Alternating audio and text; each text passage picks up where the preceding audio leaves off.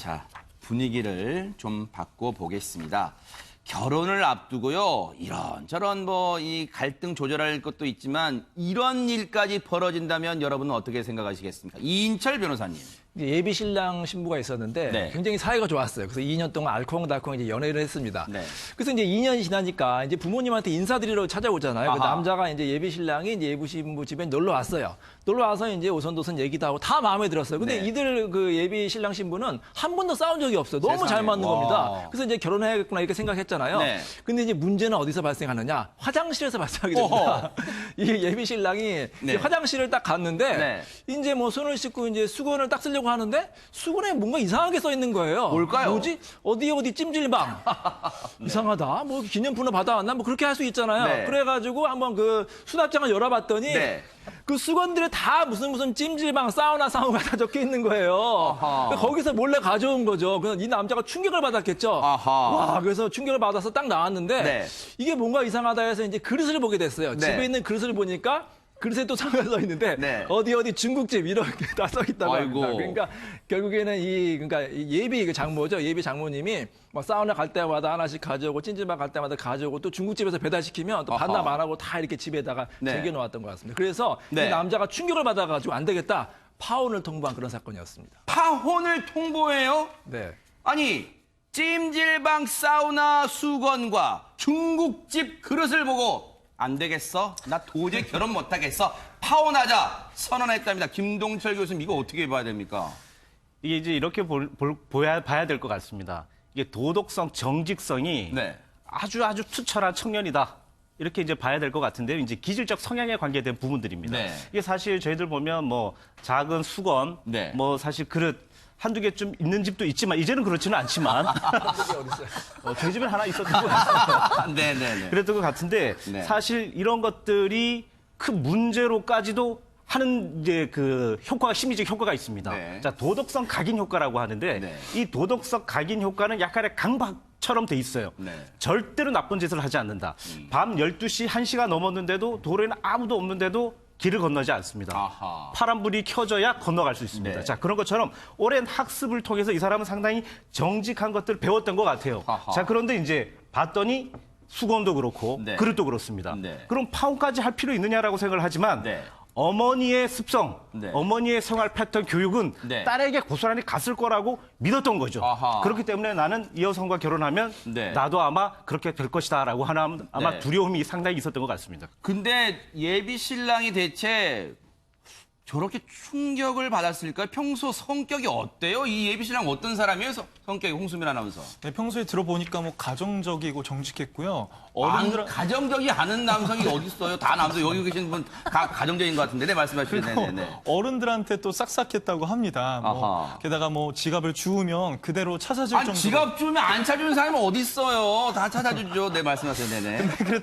그랬던 남성인데 모르겠어요. 그래서 뭐 이런 성향 때문에 그런지 이 네. 남성은 수건이나 그릇 생각하면 그 어머님을 존경할 수 없을 것 같다면서 세상에. 이 예비 신부한테 이런 불만을 호소했다고 하네요. 아니 근데 최단비 변호사님, 네. 이 여성분 뭐 결혼 준비 다 해놨을 거 아니에요? 지금 이미 집에까지 초대했다는 것은 이제 마지막 절차 그 과정이잖아요. 그러면 결혼 앞두고 지금 파혼 통보를 받았어요, 지금. 네, 저는 심정적으로는 남성분에게 조금 더 동의가 가지만 이 네네. 여성분을 이제 여성분 입장에서 생각을 해보자면 네네. 일단 수건 그리고 그릇을 이제 가지고 오고 아니면은 그릇을 돌려주지 않은 거는 본인이 아니잖아요. 그렇죠, 본인의 어머님이- 어머니잖아요. 네네. 그리고 사실은 여러분들이 이제 미혼일 때를 생각을 해보면 우리 집에 수건을 뭐 쓰는지. 우리 집에 그릇을 뭐 쓰는지는 미혼 자녀들은 관심이 없습니다. 수건 그냥 닦는 거지 그 수건에 무슨 글씨 써있는지 잘 안 보고요.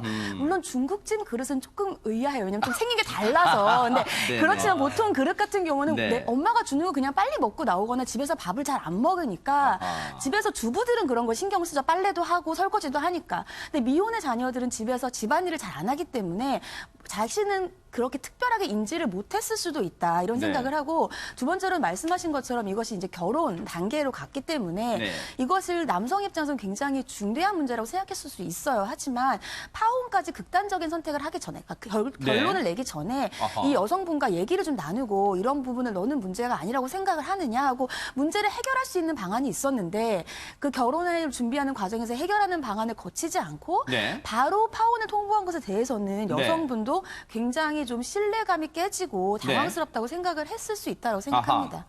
근데요, 저렇게 이른바 뭐 예비 신랑 입장에서 이른바 문화적 충격을 받은 거예요. 그래서 그 문제 제기를 했더니 그리고 이 내용을 저 예비 신부가 이 나중에 문자로 어머니한테 얘기를 합니다. 엄마 왜 그런 걸 집에 갖고 와가지고 이 사람 저기 신경 쓰게 해.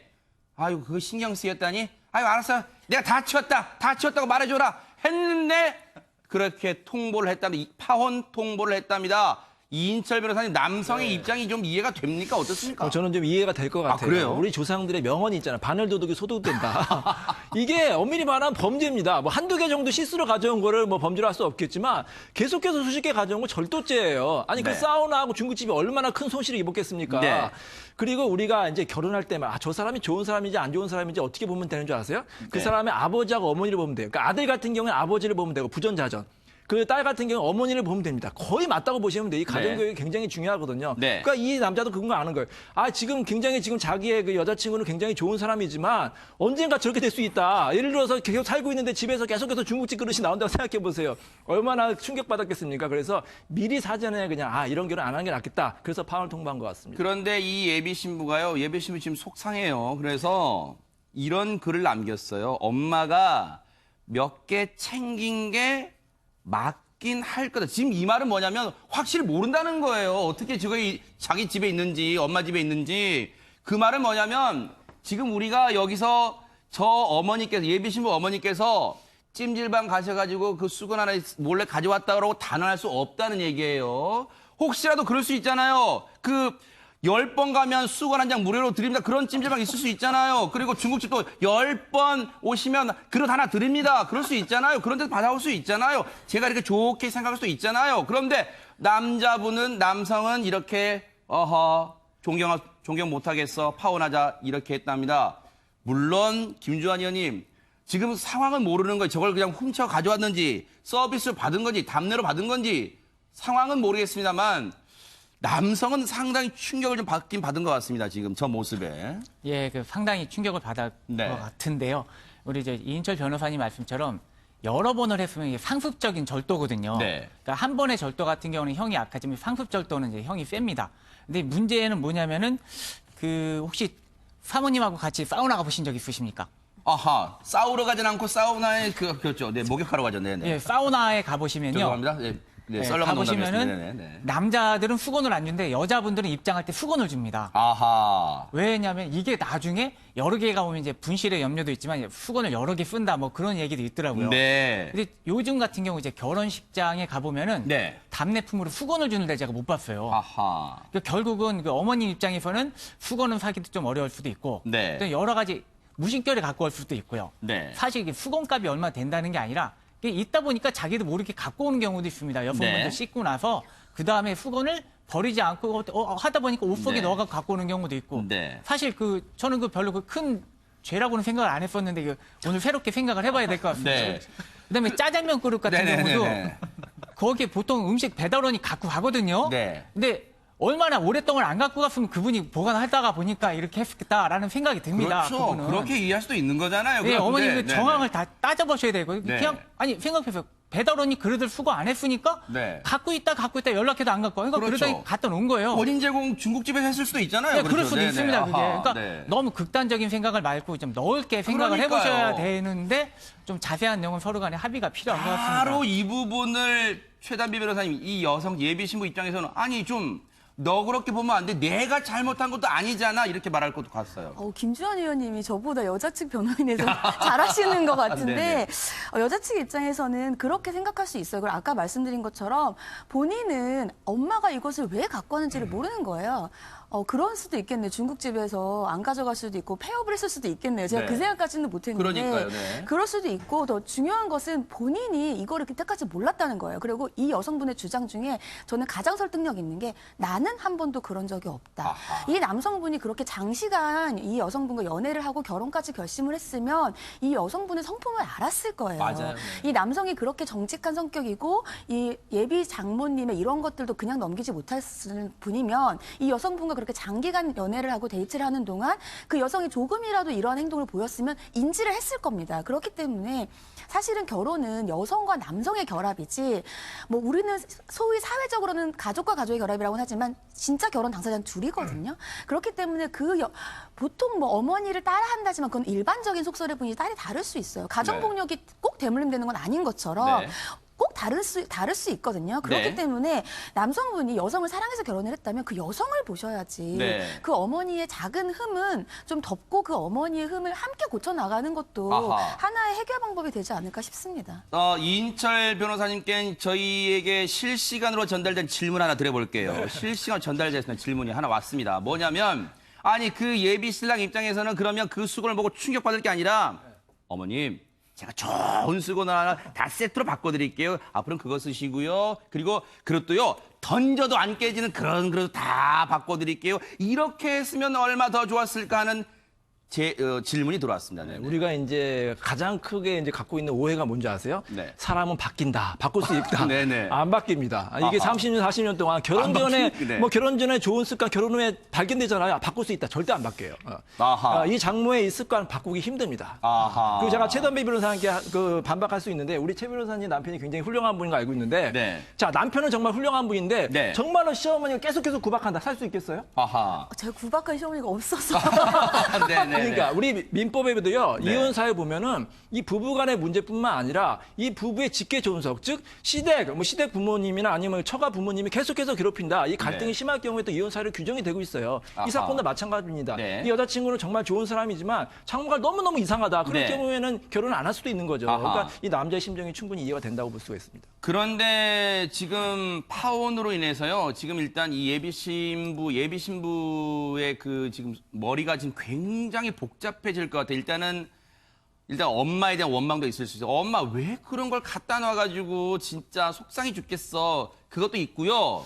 그리고 최단비 변호사님 지금 금전적인 것도 지금 무시 못해요. 위자료 청구가 가능할 것으로 저는 보여요. 아하. 왜냐하면 이 파혼의 사유들이 있습니다. 네. 이 사람들은 상견례도 했고 제가 그 여성의 그 글을 읽어보면 소위 스드메까지 다 한 상태예요. 아하, 스드메 한번 설명해 주시죠. 네, 스드메. 스튜디오 촬영했고요. 네. 그리고 드레스 다 가봉했고요. 그리고 메이크업 그런 거 예약 다 한 상태예요. 그 유명한 스드메 다 했군요. 네, 네. 아하. 그렇기 때문에 결혼 진짜 이건 약혼이라고 볼 수 있는데 네. 파혼을 하려면 법전에 파혼의 사유들이 있어요. 그 파혼의 사유들 예를 들면 뭐 직계 존속이 뭐 어쩌고 뭐 이런 것들이 있고 아. 그런 것이 아니면 둘 사이의 그러니까 약혼을 유지할 수 없는 그런 파탄 정도가 있어야 되는데 아하.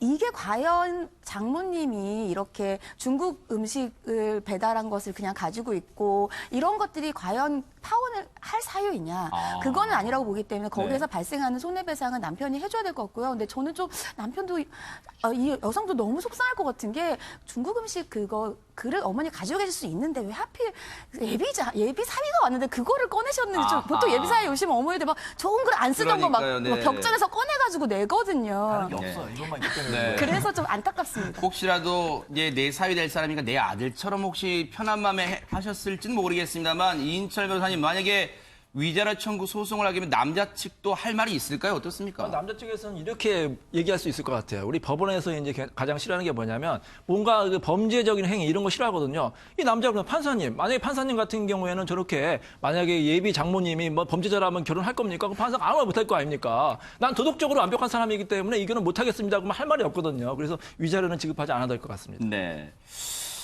참, 글쎄요. 제가 이 관련해서 댓글을 읽어보니까요. 그런 댓글이 있습니다.